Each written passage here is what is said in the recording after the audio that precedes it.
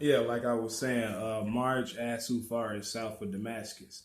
So if that place also accounts as Gutar and Bushra ibn Abi Firi was sent there from Marj Rahit by Khalid ibn al-Walid, then I would say, okay, then possibly maybe that battle could have occurred before then.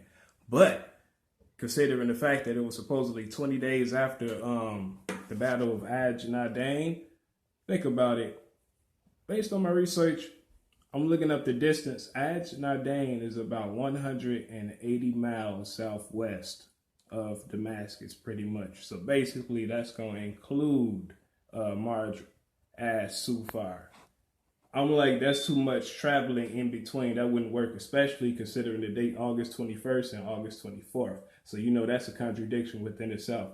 As far as the first one, August 9th, I still don't think that based on the geography, that would make sense or play out.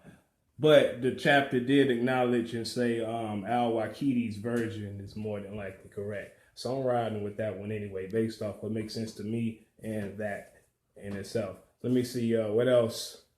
I think that's it as far as the chapter.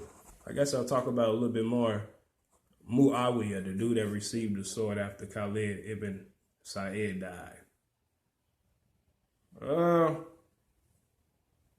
He was also born in Mecca, I believe.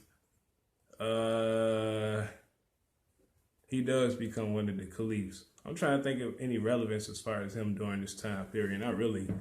I mean, it's just like one of the rare times that he come up. But there's Muawiyah the first. His son, his name is Yazid ibn Muawiyah. He came up in Dumat al-Jandal because he's going to later on marry the daughter of Uqadir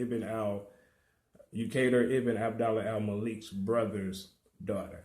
So this is the second time he came up. I think that's it. I'm trying to make sure I named everything. Oh, yeah, and doing my research about this, the guy that came up in the last chapter, Abu al-Awwar, I was like, I can't believe I didn't know this. When I did my blog about Umar as far as his biography and what made sense to me, and I got that unveiled on YouTube too. But the part when I was saying like he was looking for Muhammad in 616 and he came across a guy that told him he needed to get his own house in order, blah, blah, blah, as far as his sister that converted to Islam and her husband. Come to find out that her husband that I mentioned is this guy, Abu al-Awwar. I was like, oh, shit, I can't believe that missed me. But he does come up under another alias anyway. So I was like, okay, I'm glad that I made that final connection. Or that little connection in itself. Let me see. As far as anything else, I think that's it. The next chapter is the conquest of Damascus and its district. I'm processing in my head, trying to see. I feel like it might be something I'm missing. Hopefully not.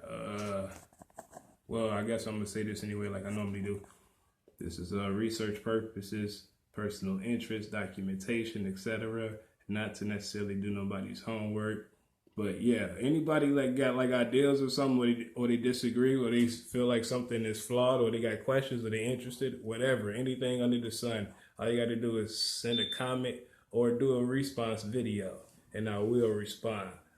And meanwhile, like I say, this is what I normally do. So yeah, I'm gonna work on the next chapter. Almost through all of the parts that I deem necessary for me to know about. Because it's almost getting to the point where they're going to end up in North Africa. That's coming real soon. So I can't.